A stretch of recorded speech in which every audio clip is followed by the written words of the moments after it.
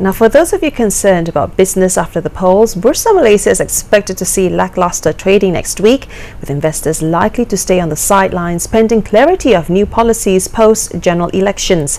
Some, however, expect that the local benchmark index will digest its long 6-week rally and go into profit-taking mode after the polls. The index is expected to consolidate after breaching an all-time high of 1,718.44 on April 30th. Dampened by the softer regional tone and weaker than expected economic data from the US and China. But strength in global indices should cushion any local weakness. And if there is a general election market sell-down to political shock, analysts say it will be temporary and that the market will normalize within weeks. For the week just ended, the market saw profit takings after recent gains, with players reluctant to hold heavy positions ahead of Sunday's election.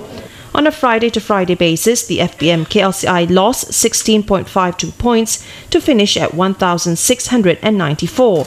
Caution over the polls will also weigh on the ringgit. The local unit is expected to move in a tight range next week, but again, any lackluster trading or sell-down will be temporary. Local factors such as healthy foreign reserves, ample local liquidity, banks' strong capital base, moderating local inflation and accommodative monetary policy remain key attractions to pull investors. In fact, on a weekly basis, the ringgit rose on Friday at 3.0315 versus the dollar from 3.033 previously. Meanwhile, crude palm oil futures contracts on Bursa Malaysia derivatives are likely to be bearish next week, with prices expected to hover between 2,100 and 2,200 ringgit per tonne. On a Friday-to-Friday basis, spot month May 2013 decreased 70 ringgit to 2,231 ringgit per tonne, while May South dropped 18 ringgit to 2,280 ringgit per tonne. On to rubber, the market is expected to be volatile next week on poor fundamentals.